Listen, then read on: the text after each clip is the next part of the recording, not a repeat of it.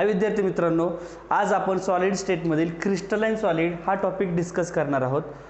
याच्यामध्ये आपण crystalline सॉलिडची definitions, crystalline सॉलिडचे टाइप्स हे आपण डिस्कस करणार आहोत। तर सुरुवातीला आपण क्रिस्टलाइन सॉलिड म्हणजेच काय, त्याची डेफिनेशन काय ते आपण सुरुवातीला बघूयात। Okay, crystalline solid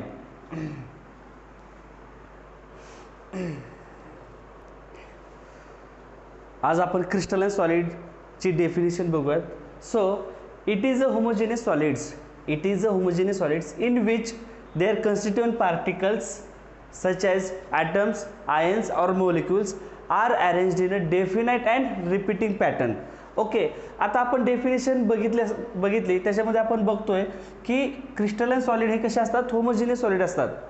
homogeneous solid म्हणजेच काय की त्याच्यातले कन्स्टिट्यूएंट पार्टिकल्स, आता कन्स्टिट्यूएंट पार्टिकल म्हणजेच काय की ते कशापासून तयार झालेले आहेत, त्याला आपण म्हणतो कन्स्टिट्यूएंट पार्टिकल्स। तर होमोजेनियस सॉलिड म्हणजेच काय की त्यांचे कन्स्टिट्यूएंट पार्टिकल हे आयडेंटिकल किंवा सिमिलर असतात, म्हणून त्याला आपण म्हणतो होमोजेनियस सॉलिड्स। तर हे कन्स्टिट्यूएंट पार्टिकल्स म्हणजे ॲटम्स, आयन्स किंवा मॉलिक्युल्स यांची अरेंजमेंट जी आहे ती रेग्युलर किंवा रिपीटिंग पॅटर्नमध्ये असते। रेग्युलर त्यालाच म्हणतो आपण डेफिनेट, आणि अरेंजमेंट असते रिपीटिंग पॅटर्नमध्ये असते, म्हणून अशा प्रकारच्या सॉलिडला आपण म्हणतो क्रिस्टलाइन सॉलिड। क्रिस्टलाइन आपण बघत आहोत ग्राफिकल रिप्रेझेंटेशन क्रिस्टलाइन सॉलिड्स। आताच आपण जस्ट बघितली डेफिनेशन की it is a homogeneous solid. Homogeneous solid म्हणजे त्याचे कन्स्टिट्यूएंट पार्टिकल्स एका टाईपचे असतात किंवा आयडेंटिकल म्हणतो किंवा त्यालाच म्हणतो आपण सिमिलर असतात। ओके, त्याच्यानंतर जे कन्स्टिट्यूएंट पार्टिकल आहे त्यांची अरेंजमेंट जी आहे ती रेग्युलर असते किंवा त्याला आपण म्हणतो डेफिनेट असते, आणि ते रेग्युलर किंवा डेफिनेट असते ते, परंतु ते अरेंजमेंट असते कंटिन्यूस रिपीटिंग पॅटर्नने असते, म्हणून अशा प्रकारच्या सॉलिडला क्रिस्टलाइन सॉलिड म्हणतो। आता हे आहे क्रिस्टलाइन सॉलिडचं ग्राफिकल रिप्रेझेंटेशन, किंवा आपण त्याला फिगर एक कन्सिडर करूयात। आता आपण इथं बघूयात कन्स्टिट्यूएंट पार्टिकल ए, ह्याला आपण ॲटम ए म्हणूयात। त्याच्यानंतर त्याच्या शेजारी आहे ॲटम बी, ॲटम बीच्या लगेच नेक्स्ट कोण आहे, ए ॲटम, एच्या नंतर बी, बीच्या नंतर ए, एच्या नंतर बी, म्हणजे अरेंजमेंट कशी झाली, रेग्युलर अरेंजमेंट झाली, A B A B A B, किंवा त्यालाच म्हणतो आपण डेफिनेट अरेंजमेंट। परंतु ही अरेंजमेंट कशी आहे, रिपीटिंग पण आहे। ए नंतर बी, बी नंतर परत ए, ए नंतर बी, बी नंतर ए, म्हणजे अशा प्रकारची जी अरेंजमेंट आहे A B A B A B, A B A B A B, किंवा बी ए बी ए बी ए, अशा प्रकारच्या अरेंजमेंट ज्या सॉलिड्समध्ये असतात आ सॉलिड्सला आपण म्हणतो crystalline solids. So this is the diagram of crystalline solid. Okay, crystalline solid. विद्यार्थी मित्रांनो, आता आपण क्रिस्टलाइन सॉलिडचे टाइप्स बघणार आहोत। आता क्रिस्टलाइनचे टाइप्स किंवा त्याला आपण म्हणतो क्लासिफिकेशन ऑफ क्रिस्टलाइन सॉलिड। आता हे क्लासिफिकेशन जे आहे ते कोणत्या बेसिसवरती केलेलं आहे, तर हे क्लासिफिकेशन क्रिस्टलाइन सॉलिडचे कन्स्टिट्यूएंट पार्टिकल्स कोणते कोणते आहेत, ॲटम्स आहेत का, आयन्स आहेत का, मॉलिक्युल्स आहेत, त्याच्यावरून केलेलं आहे। त्याच्यानंतर जे ॲटम्स, आयन्स किंवा मॉलिक्यूल आहे त्याच्यातील इंटरॅक्शन्स काय आहे, त्या इंटरॅक्शन्सवरती आपण क्रिस्टलाइन सॉलिडचं काय केलेलं आहे, क्लासिफिकेशन केलेलं आहे। मित्रांनो, आता चार कोणते कोणते टाइप्स आहेत ते आपण बघूयात। पहिला टाईप आहे आयोनिक सॉलिड, पहिला टाईप आहे आयोनिक सॉलिड। दुसरा टाईप आहे metallic solid, metallic solids. Okay, तिसरा टाईप आहे कोवॅलेंट सॉलिड, कोवॅलेंट सॉलिड्स, किंवा त्यालाच आपण म्हणतो नेटवर्क सॉलिड, त्यालाच म्हणतो आपण नेटवर्क सॉलिड्स। ओके, आणि चौथा आहे मोलेक्युलर सॉलिड्स, मोलेक्युलर सॉलिड्स आहे। आयोनिक सॉलिडमध्ये कोणते इंटरॅक्शन्स आहेत, मेटॅलिक सॉलिडमध्ये कोणते टाईपचे इंटरॅक्शन्स आहे, किंवा कोव्हॅलेंट किंवा नेटवर्क सॉलिडमध्ये कोणत्या टाईपचे इंटरॅक्शन्स आहे, किंवा मोलेक्युलर सॉलिडमध्ये कोणत्या टाईपचे इंटरॅक्शन्स आहेत, या बेसिसवरती क्रिस्टलाइन सॉलिडचे हे टाईप्स केलेले आहेत। विद्यार्थी मित्रांनो, आता आपण प्रत्येकी एक एक टाईप आपण डिस्कस करणार आहोत। विद्यार्थी मित्रांनो, आज आपण पहिला टाईप बघणार आहोत आयोनिक सॉलिड्स।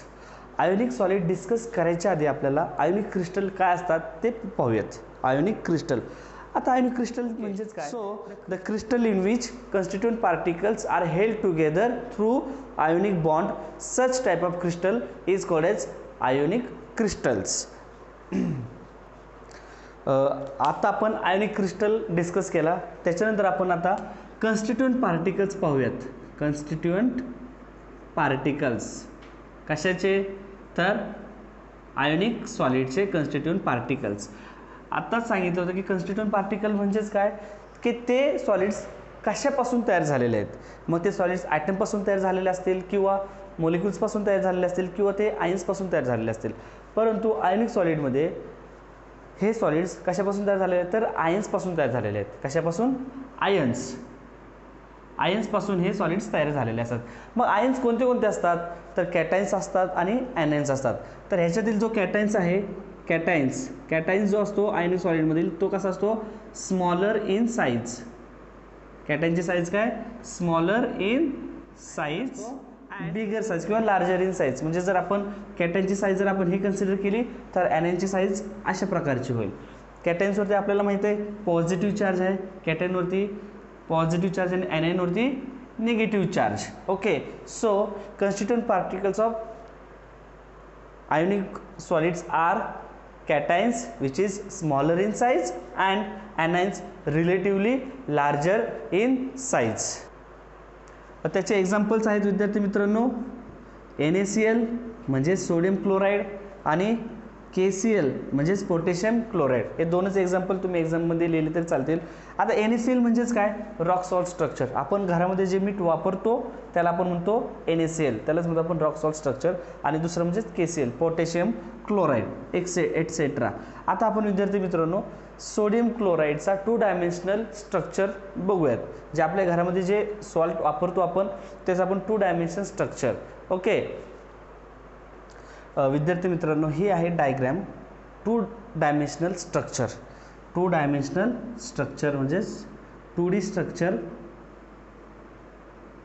स्ट्रक्चर ऑफ किंवा rock salt structure. Rock salt structure of NaCl. हा कसा आहे, 2 डायमेन्शनल व्ह्यू म्हणजे 2 डायमेन्शन आपण त्याला बघू शकतो. इथं आपण बघितलं असेल तर स्मॉलर साईज कॅटायन्स आहे, त्याला सराउंडेड कोणी केलेलं आहे, ॲनायन म्हणजेच बिगर साईज ॲनायनने केलेलं आहे. Cation anion cation anion cation anion, नंतर cation anion cation anion anion cation anion cation cation anion cation anion. Okay, तर अशा प्रकारच्या डायग्रामला आपण काय म्हणतो, तर ionic solids. Okay, ionic solid. इथे आपले थोडेसे डायग्राममध्ये थोडेसे चेंजेस झालेले आहेत, तर ते तुम्ही थोडेसे मॉडिफाय करून घ्या. Cation anion anion cation anion नंतर cation. Okay,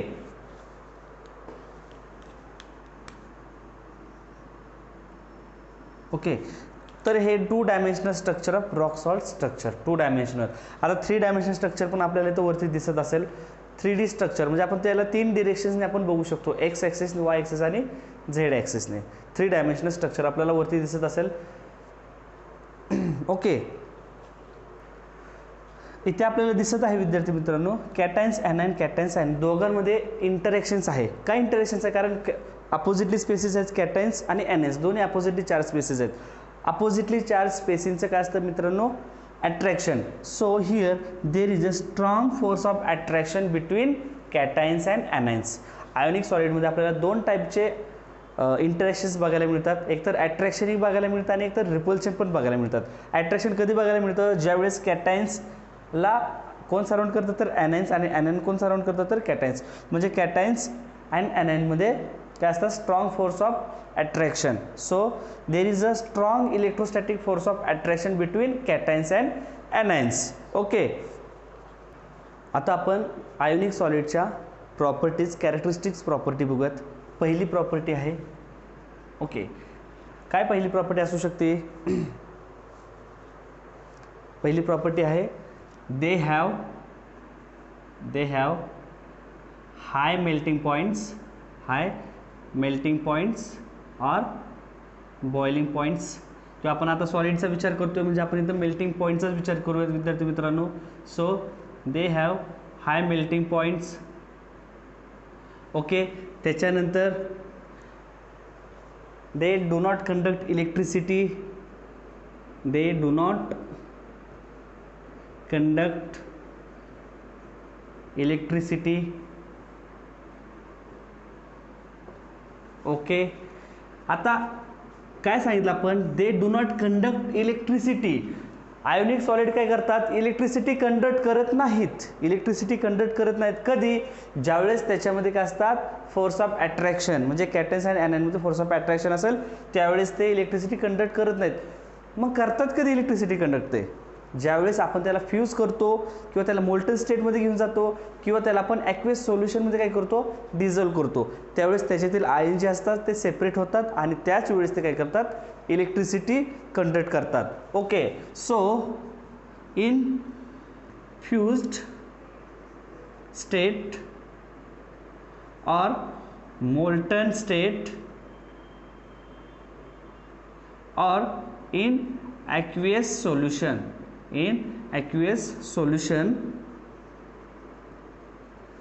ionic solids conduct electricity. Ionic solid conduct electricity. Okay.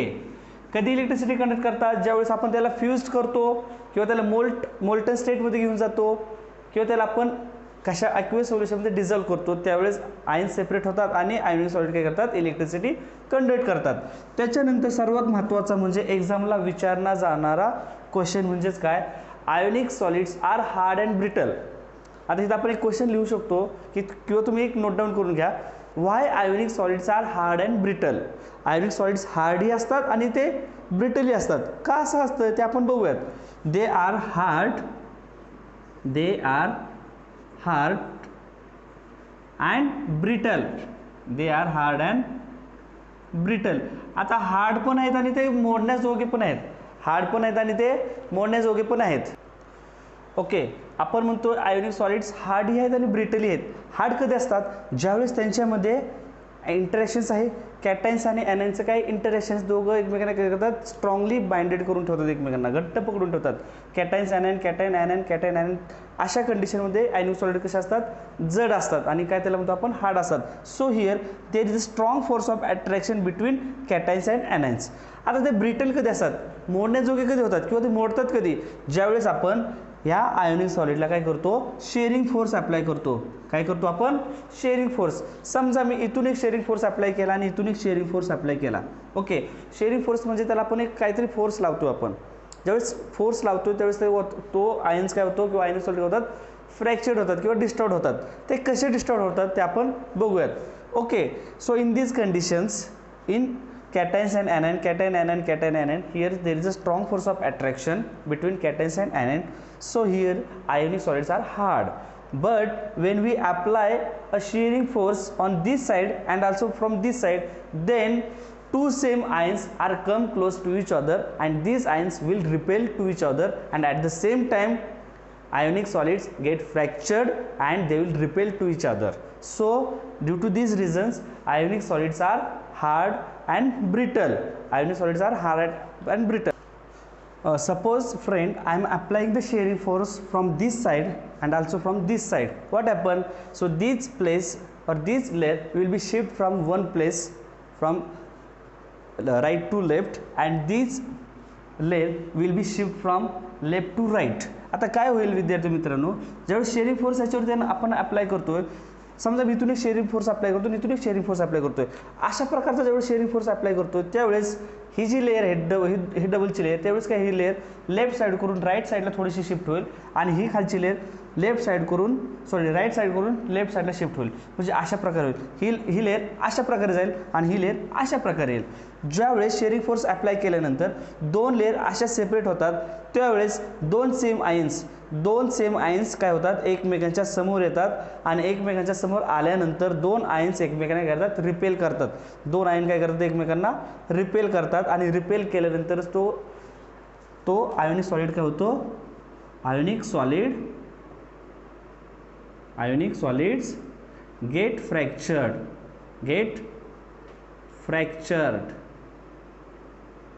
Okay. Ionic solid get fractured, म्हणजे फ्रॅक्चर होतो किंवा डिस्टॉर्ट होतो, म्हणजे काय होतो, तुटतो. तो कधी तुटतो, ज्यावेळेस मी हा पेन धरलाय, हा पेन हा कसा आता हार्ड आहे. का हार्ड आहे, कारण ह्या पेनमध्ये कॅटायन्स ॲनायन कॅटायन ॲनायन ह्यांच्यामध्ये काय आहे, इज हार्ड.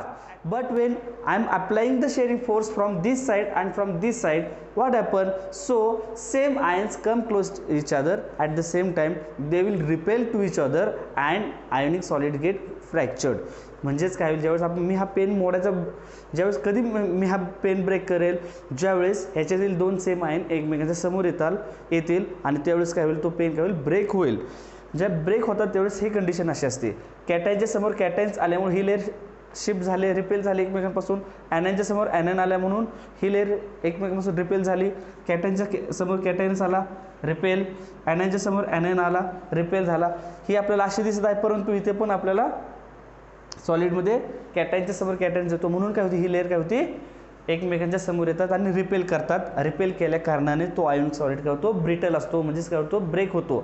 त्यालाच म्हणतो आपण आयोनिक सॉलिड्स गेट फ्रॅक्चर्ड. एक्झामला हा तुम्हाला क्वेश्चन्स विचारतील, why ionic solids are hard and brittle, why ionic solids are hard and brittle. Question note down करू नका विद्यार्थी मित्रांनो, कारण हा क्वेश्चन तुम्हाला एक्झामला येऊ शकतो. सो तुम्हाला काय सांगायचं येतं की आयोनिक सॉलिड्स हार्ड असतात आणि ब्रिटल असतात. हार्ड कधी असतात, ज्यावेळेस त्यांच्यामध्ये स्ट्रॉंग फोर्स ऑफ अट्रॅक्शन असतात त्यावेळेस ते हार्ड असतात. ब्रिटल कधी असतात, ज्यावेळेस आपण त्या आयोनिक सॉलिडला आपण शेअरिंग फोर्स अप्लाय करतो. शेअरिंग फोर्स अप्लाय केल्यानंतर दोन सेम आयन्स एकमेकांच्या समोर येतात, एकमेकांच्या समोर आल्या कारणाने ते एकमेकांना काय करतात, रिपेल करतात आणि रिपेल केल्या कारणाने आयोनिक सॉलिड काय होतो, फ्रॅक्चर होतो किंवा डिस्टर्ब होतो. तर ज्यावेळेस तुम्ही हे थेअरी लिहिता त्याच्यासमोर ज्यावेळेस डायग्राम काढता त्यावेळेस तुम्हाला आउट ऑफ मार्क मिळू शकतात. तर समजला नसेल व्हिडिओ तर तुम्ही पुन्हा रिपीट करू शकतात. थँक्यू.